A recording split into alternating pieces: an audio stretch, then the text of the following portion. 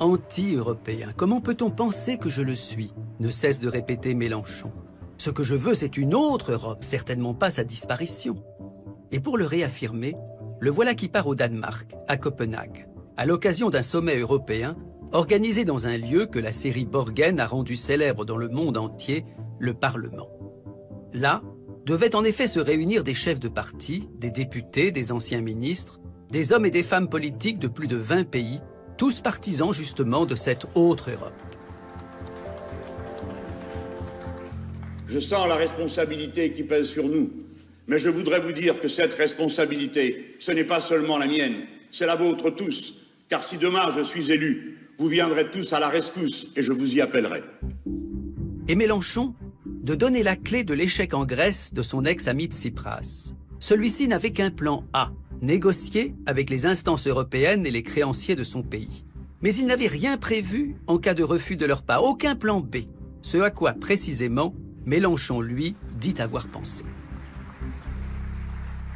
Qu'est-ce que j'aurais fait à sa place? J'aurais dit, écoutez, moi j'adorerais payer la dette. Ça me plairait, mais je peux pas.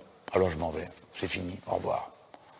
Si la Slovénie dit allez, on s'en fiche, on sort, bon bah on dira c'est dommage, la Slovénie s'en va, mais c'est un tout petit pays, ils sont 2 millions. Nous sommes la deuxième économie du continent. Si on sort, c'est une pagaille indescriptible. Donc il vaut mieux mesurer ses actes. Ceux qui sont en face de nous savent que s'ils ne veulent pas discuter avec nous, comme ils ont fait avec Tsipras, 2% de l'économie, nous 18. S'ils ne veulent pas discuter, ben salut. Jean-Luc Mélenchon, il veut faire une autre Europe. Avec qui? Avec les extrêmes gauches des divers pays européens, avec Die Linke, c'est-à-dire le parti de gauche en Allemagne, qui fait 8% aux élections et 5% des inscrits. Bon, il n'a ni le projet, ni la force d'infléchir le cours européen. Si l'Allemagne refusait, il ne faudrait pas s'interdire de demander à ceux qui le souhaitent de venir avec nous faire autre chose.